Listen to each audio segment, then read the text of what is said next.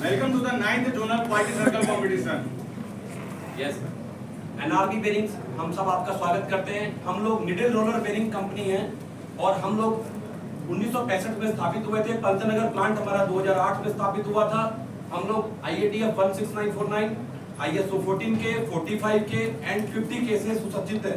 हमारे प्लांट का turnover 100 CR है और हम लोग ball bearing, needle roller bearing, central roller bearing, और ड्राइव शाफ्ट के बेरिंग बनाते हैं। भारत में हमारे कुल 5 मैन्युफैक्चरिंग प्लांट, 6 रीजनल ऑफिस और 13 वेयर हाउसेस हैं। इसी के साथ हमारा एक मैन्युफैक्चरिंग प्लांट थाईलैंड में और 6 रीजनल ऑफिस इंडिया भर में। हमारे प्रोडक्ट रेंज बहुत सारे हैं, जिसमें needle bearing, ball bearing, taper roller bearing, half pins और क्रैंक पिन्स और अदर भी बहुत सारे साइजेस। हम NRB में 1000 से अधिक प्रकार के बेरिंग बनाते हैं, जिसमें 2-3 wheeler segment, farm equipment, aerospace, off road आदि। हमारे कुछ मुख्य कस्टमर हैं डोमेस्टिक और ओवरसीज में। डोमेस्टिक में हम सभी OEMs को सप्लाई करते हैं, जैसे अशोक लीलैंड, महिंद्रा, टाटा मोटर्स आदि। और ओवरसीज में हमारे कुछ कस्टमर दुकाती, इसुजू, डैमलर एक्सेट्रा। हमारी टीम का नाम डेजलिंग स्टार है। हमारी टीम ने ये प्रोजेक्ट 2 सितंबर 2024 को स्टार्ट किया था। हमारी टीम की मीटिंग हर वीक होती है मंगलवार को। हमारी टीम का अटेंडेंस क्राइटेरिया 94% तक है। हमारी टीम का मैं टीम लीडर चंद्रप्रकाश, हमारी टीम के facilitator mister Amit Pathak ji, team member Jitendra Pal ji, मैं टीम मेंबर विजय अरोड़ा, मैं टीम मेंबर सूरज जोशी, मैं टीम मेंबर मनीष मिश्रा। हमने अपनी QC स्टोरी की इन स्टेप्स के साथ अपनी QC स्टोरी की जर्नी की शुरुआत की। हमने अपने प्रोजेक्ट को स्टार्ट करने के लिए टाइम चार्ट का उपयोग किया और इसको हम यह हमारे मैनेजमेंट का मुख्य उद्देश्य था। हमारे कस्टमर की रिक्वायरमेंट थी, प्लस ग्लोबल मार्केट में हमें अपने को स्थापित करने के लिए भी बहुत जरूरी था। हमने अपने प्रॉब्लम को आइडेंटिफाई करना स्टार्ट किया। स्टेप 2 में हमने अपने प्रॉब्लम को आइडेंटिफाई किया, जिसके लिए हमने अपने डाटा को कलेक्ट किया। हमने आप जैसे देख सकते हैं फाइनेंशियल 2022-23 में हम 23-23.5 लाख बेयरिंग को मैन्युफैक्चरिंग कर रहे थे। ईयर ऑन ईयर ये डिमांड बढ़ रही थी। हमारा कैपेसिटी का कंस्ट्रेंट था। हम जो ये बॉल बेयरिंग असेंबली कर रहे थे वो मैनुअली बना रहे थे। इसके लागत के लिए हमारे टोटल 10 मैन पावर लग रही थी और हमारे क्वालिटी कंसर्न इश्यूज भी हमें रिपोर्ट हो रहे थे। जिस तरीके से आप देख सकते हैं लगातार 22-23, 23-24 और 24-25 में 23.5 लाख, 23.5 लाख और लगभग 24 लाख बेरिंग हम बना रहे थे। हमारी कॉस्ट लगातार 12.5 लाख, 14.5 लाख और लगभग 16.25 लाख तक जा रही थी और कस्टमर कंप्लेंट भी हमारी इंक्रीज हो रही थी, जो कि related to related selective assembly और हमारे बेरिंग की नॉइज से रिलेटेड थे। हमारे प्रोजेक्ट की थीम थी टू इंप्रूव प्रोडक्शन डिमांड और match the sale target in ball bearing line. ये क्यों ली थी? क्योंकि इससे हमें अपने प्रोडक्शन कैपेसिटी को बढ़ाना था। हमारा ये कितना टाइम लगा? इसके लिए हमने अपने जनवरी 2025 तक ये टारगेट को पूरा किया। आप देख सकते हैं कुछ हमने क्लिप्स आपको दिखाए हैं जो हमारे मार्केटिंग सेल्स प्लानिंग से हम लोगों को प्रदर्शित हुए। हमने काफी सेल्स लॉस किया और हमने इसके ऊपर काम किया। हमने अपनी प्रॉब्लम को और डीप एनालाइज करके स्टेप 3 में अपनी प्रोसेस फ्लो डायग्राम को हमने मैपिंग करा। जैसे आप देख सकते हैं हमारे बॉल बेयरिंग की असेंबली मैनुअली असेंबली होती है, जिसमें हम टोटल 10 मैन पावर को हम यूटिलाइज कर रहे थे और हमारे कस्टमर कंसर्न पे हाई थे। ये हमारे मैनेजमेंट के एक बहुत बड़ी प्रॉब्लमेटिक एरिया था। कॉन्सेप्ट तो सही नहीं है, लेकिन देखते हैं क्या किए हैं। हमने अपनी प्रॉब्लम को एनालाइज करने के ब्रेनस्टॉर्मिंग टूल का उपयोग किया और हमारी CFT टीम ने 27 प्रॉब्लम एनालाइज की। हमारी टीम जब प्रोबेबल कॉस्ट को जब आइडेंटिफाई किया, हमने इसको फिशबोन डायग्राम में प्लॉट किया, जहां पर मैन, मेथड, मटेरियल में कैटेगराइज किया गया। आप देख सकते हैं हमने वैलिडेटेड सिग्निफिकेंट कॉज लिया, जिसमें इंस्पेक्शन में, मैनुअल असेंबली में और हमारे मेथड में ये हमने सिग्निफिकेंट कॉजेस पाए और हमने इसके ऊपर काम किया। स्टेप 5 में जो हमारे कॉजेस को वैलिडेट कॉजेस आए थे गेम्बा विजिट के दौरान, हमने अपने कॉजेस को वैलिडेट करने के लिए वाईवाई टूल का इस्तेमाल करा। हमारे जो वैलिड कॉज 1 और 2 के लिए मैं वाईवाई टूल में का हमारा पहला वाई मनीष क्या था? हमें कोई भी बेयरिंग बनाने के लिए, बॉल बेयरिंग बनाने के लिए बहुत ज्यादा साइकिल टाइम का यूज करना पड़ता इतना है। साइकिल टाइम क्यों लग रहा था? क्योंकि हमें अलग-अलग स्टेज पे अलग-अलग कार्य करने थे। क्यों हमें इतने ज्यादा काम करने पड़ रहे थे? क्योंकि हमें मैनुअल डिजाइन मिला था शुरुआत से ही। क्या यही हमारा रूट कॉज है? हाँ, यही रूट कॉज है। तो इसके लिए आइडिया क्या आया? इसके लिए हमारा आइडिया है हम ऑटोमेशन की तरफ जाएंगे। हमारी टीम ने CFT टीम ने डिसाइड किया कि हम ऑटोमेशन लाइन को एस्टेब्लिश करेंगे और मैनुअल मटेरियल हैंडलिंग को एलिमिनेट करेंगे लाइन से।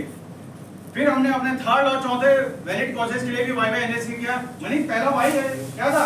हमारा पहला वाई ये था कि हम बॉल बेरिंग बनाने में बहुत ज्यादा मैन पावर यूज कर रहे थे, मैन पावर का कंजप्शन इतना ज्यादा क्यों आ रहा था? क्योंकि हमें अलग अलग स्टेज पे इंस्पेक्शन करना था, तो इंस्पेक्शन टाइम में इतना ज्यादा क्यों लग रहा था? क्योंकि हम मैनुअल गेजेस का इस्तेमाल कर रहे थे। तो क्या यही आपका रूट कॉज था? हाँ, यही हमारा रूट कॉज है। तो इसके लिए आइडिया क्या आया? हमें ऑटोमेशन गेजेस रिक्वायर्ड है। हमारी सीएफटी टीम ने डिसाइड किया कि हम ऑटोमेशन गेजेस लाएंगे, जहां पर मैनुअल गेजिंग से जो हम पार्ट चेक कर रहे थे with the help of analog gauges, उसको बिल्कुल हमने अपडेट किया, वहां पर हम ऑटो गेजिंग इंस्पेक्शन लाए। आप देख सकते हैं कि हम लोगों का इनिशियल डिजाइन जो था वो BR1 कार्बोरेटर और मैनुअल RC चेकिंग और हमारे जो मैनुअल ट्रैक साइजिंग होता है उसके अकॉर्डिंगली थे। बस बाद में हमने उसको आगे आइडेंटिफाई करके हम लोगों ने वहाँ पे मार्कोस के साथ में सेंसर इंट्रोड्यूस करे, हमारे जो वेंचुरी सिस्टम से बॉल सेपरेशन यूज करा, उसके बाद में हम लोगों ने ये रिजल्ट पाया। रुका नहीं गया ना तेरे को? जैसे आप देख सकते हैं स्टेप 6 में हमने अपने काउंटर मेजर को एग्जामिन किया। हमारे बिफोर में हम ये बॉल बेरिंग हम मैनुअली बनाते थे, जहां पर हमारा बॉल बेरिंग बनाने के लिए हमें एक इनर रिंग की आवश्यकता है, चाइल्ड पार्ट में आउटर रिंग की आवश्यकता है, बॉल की और केजेस की, ये सब हम मैनुअली फीड करते थे, असेंबली बनाते थे। अब हमारी टीम ने जब इसको काउंटर में चल लिया, हमने यहाँ पर एक सेलेक्टिव ऑटोमेशन लाइन एस्टेब्लिश करी। सेलेक्टिव ऑटोमेशन लाइन का पर्सपेक्टिव क्या रहता है कि वो जो भी आपके चाइल्ड पार्ट रहते हैं उसको प्रॉपर्ली चेक करके सेलेक्टिवली कॉम्बिनेशन बना के ही पार्ट को असेंबल करती है। दूसरा काउंटर में जब हमने लाइन में लिया, हमने मटेरियल हैंडलिंग जो ये मैनुअल होती थी कार्टन बॉक्सेस में और गोरगेट बॉक्स में, उसको बिल्कुल एलिमिनेट लाइन से कर दिया। वहां पर हमने कन्वेयर सिस्टम लाइन को इंप्लीमेंट करा। जैसा कि आप देख सकते हैं कि हमने जो भी काउंटर मेजर लगाए थे उसमें बहुत अच्छी सफलता मिली, और पहले जैसा BR कंप्यूटर डायल गेज या हाइट गेज यूज करते थे इंस्पेक्शन, वो सारा सब हमने ऑटोमेशन गेजर में इंप्लीमेंट किया, जिसका हमें बहुत अच्छा रिजल्ट मिला। अभी भी हमारी टीम को ये प्रोजेक्ट करने के दौरान कुछ प्रॉब्लम है, दिक्कतें मिल रही थी।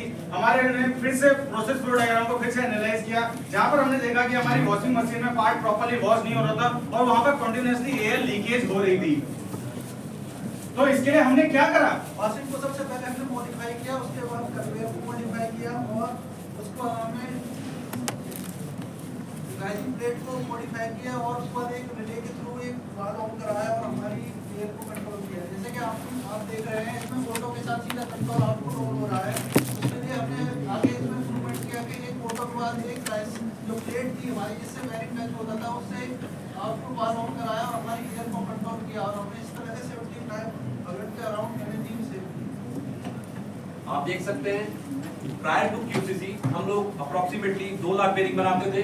बाद में QCC इंट्रोड्यूस करने के बाद में हम लोगों ने ये धीरे धीरे फिगर बढ़ती चली गई, और आप आगे आफ्टर QCC देख रहे हैं रिजल्ट, तो ऑलमोस्ट हम 85,000 बेरिंग ज्यादा बनाने में सक्षम रहे हर महीने।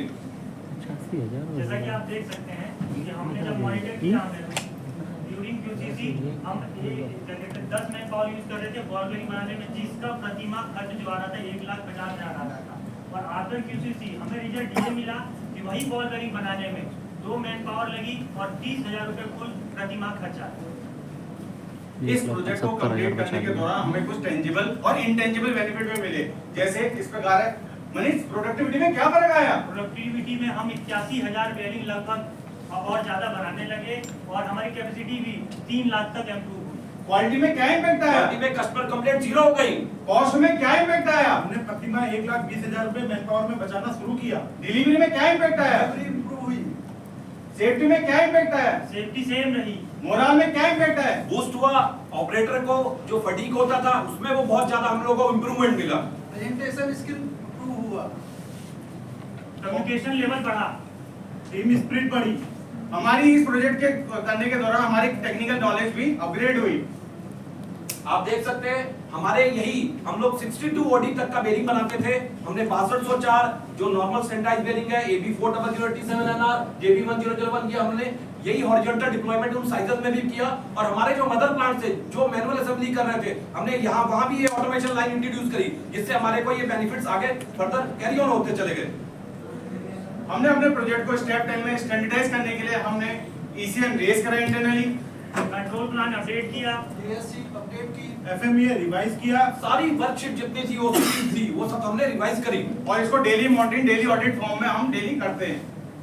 हमारा next project grinding line machine में आईडी ओवरहीटिंग को कम करना है। हमने अपने टाइमिंग चार्ट के अकॉर्डिंग हमने अपना प्रोजेक्ट 12 वीक में सक्सेसफुली कंप्लीट करा। इस प्रोजेक्ट को कंप्लीट कंप्लीट करने के में हमने इन क्वालिटी टूलों का उपयोग किया। आप देख सकते हैं हम लोगों ने ये टीम स्पिरिट की, इससे ऑटोमेशन से हम लोग मैनुअल काफी सारी चीजें एलिमिनेट कर सकते हैं और इसके साथ हम जो आजकल के युग के साथ जो नई मशीनरी नई टेक्नोलॉजी है उसको अडॉप्ट कर सकते हैं। धन्यवाद।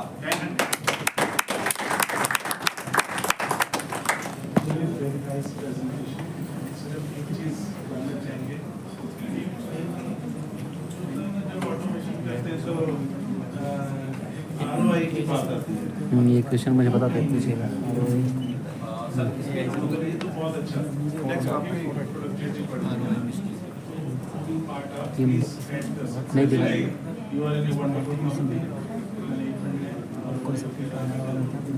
किया होगा ऑलमोस्ट हमें एक पैसा भी नहीं मिलेगा। सो प्लीज इसमें हम लोगों ने ऑलमोस्ट 25 लाख रुपए इन्वेस्ट करे और जो 2 साल प्लस ईयर में हम लोगों को रिटर्न आ जाएगा वो एड ऑन करते हैं सर। ये सब हमने इनऑफ करा। एनआरबी में पूरा रोबस्ट क्वालिटी डिवीजन है। We are manufacturing robotics also. We are having all complete automation manual assembly, automated semi automatic assembly and complete automatic assembly in of manufacturing. Good. So, is a requirement of the business right.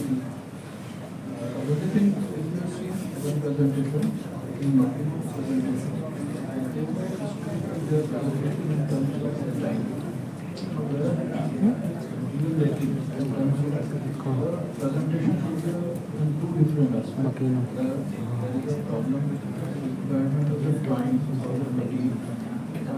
मकीनों का नाम लिया है, मकीनों का नाम लिया है presentation लेने के लिए प्रेजेंटेशन को सेंड टू मकीनों के डेवलप होने के लिए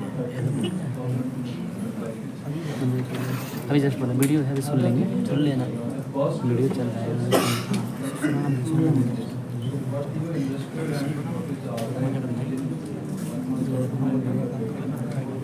क्योंकि मैं रखता हूँ ना बहुत सारी वीडियो अपने रखते हैं। Some of the tools are missing. So you have to use that chart. Sometimes this kind of thing should be included in otherwise it can be that general observation and keeping that. वो नपीनो है नहीं, मकीनो ही है या कुछ तो नाम है Studies have